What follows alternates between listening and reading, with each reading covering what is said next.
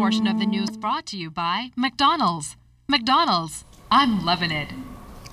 Bahamas CEO says no date will be set for the opening of the $3.5 billion mega resort until the company receives certain assurances from the general contractor. Chairman of the luxurious Bahamian Riviera, Sarkis Izmirlian, mincing no words with the business community today at the Chamber of Commerce and Employers Confederation Summit as he outlined the challenges the resort is facing to open and arrangements they have reportedly fallen through. But in a separate forum at the same event, Prime Minister Christie stood his ground when it comes to the position that the government has taken with regard to many of the country's investments. Here's Clint Watson. If you were under the impression that following the March 27th delayed opening of Bahamas, they would eventually open at the beginning of May, well, that doesn't appear to be happening either. Despite the resort's last press release committing to a phased opening beginning in May, Chairman and CEO of the resort, Sarkis Izmirlian, signaling that clear challenges still exist between the general contractor China Construction and the resort. This amazing property is supposed to be the symbol of international cooperation. It is now up to our general contractor to decide how this next chapter will be written. We sincerely hope that they understand this and are realizing the discontent and concerns about their performance from numerous quarters, including us as owners, the government of the Bahamas, and the people of the Bahamas. These concerns as well are beginning to be reflected in the press both here and internationally. The CEO no longer quoting a date, only saying that Bahamas will open soon.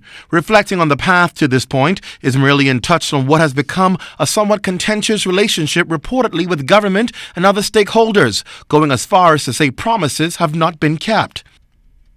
As Bahamas has been developed, we've had to do so with less than ideal support and a less than best in class business climate. These are critical to the Bahamas' success in the future.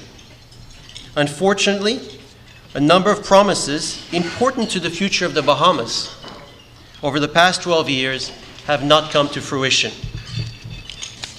All of us in this room, all of the business community, must be concerned about the unfulfilled promise of improvement in the reliable supply of power and the reduced cost of power. We all should be concerned about the gap in necessary education and training programs that would allow workers to be better prepared for jobs. And we all should be concerned that growth incentive commitments are not viewed as reliable. The CEO says the Bahamas should not kid itself into thinking that today we are competitive versus countries like Dubai or Singapore. During his address, which followed, although not present for the Bahamas executive's comments, Prime Minister the Honorable Christie defended the position of the government in reviewing proposed, already existing agreements in place with investors, noting that as a leader, he must ensure that what is being offered to investors will not negatively impact the country and its people in the future, and indeed matches the investment that's being given. We have to spend an enormous money out here with Bahamas by agreement.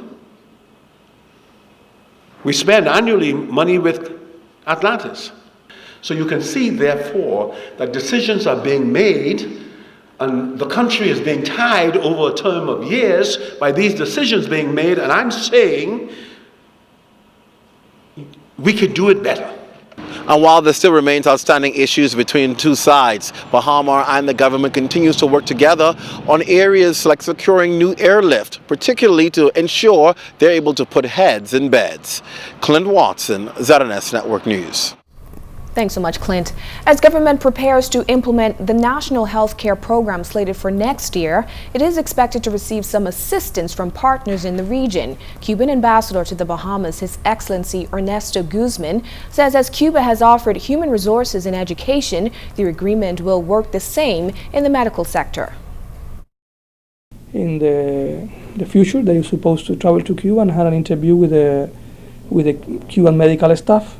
And once they decide how many of them they will hire, we will sign a contract similar that we have in the case of the Cuban teachers that have been working here for the last 10 years or 11 years. And I think that this is another example of the cooperation between Cuba and the CARICOM members In that case, with the Bahamas, we have Cuban doctors and Cuban teachers. As it happens with the Cuban teachers, I'm sure that it will be a win-win project for both parties. Ambassador Guzman also touted government's progress in stem cell research and said that medical tourism is a recession-proof business that can thrive in the Bahamas. A lot of people are looking for a good medical programs and a cheaper also medical program, because sometimes those programs are very expensive. So if you can offer them a high level of medical assistance and as a reasonable price, it will be useful for the economy, it will be useful for the people, because more and more people come to the Bahamas. You need to increase your level, you will increase your technology, so it is a segment of the tourism that more and more people demand. A fire at an abandoned building on Cumberland Street is raising concerns over vagrancy and the preservation of historic monuments. Police Fire Chief Superintendent Walter Evans says it was after 5 o'clock that police got the call. He says apparently the building was without power and not officially occupied. While officers were able to extinguish the blaze, Evans expressed concern over the location of that place. This is in the downtown area. One can have an appreciation for the fact that the town hotel, which is located immediately east of the structure, was at a threat today because of the building, its proximity, the amount of trees which are nearby, and of course there are other buildings which are on the western side, the northern and the southern portion as well. Areas such as this, where you have very, very old buildings, which has to do with the heritage and the preservation of our identity as Bahamians. When you look at the age of these facilities, one of the things that will really take away our history is when these buildings burn by fire. We want to ensure that as best as possible these buildings do not burn. We want to preserve these buildings. We want to preserve our history. We want all Bahamians to assist us. Antonius Roberts runs his art studio at the Hillside house just next door to where the fire broke out. He says this isn't the first time a fire has threatened the buildings on Cumberland Street, although there has been progress made on restoring some of them. The artist believes the solution is for more property owners to take responsibility.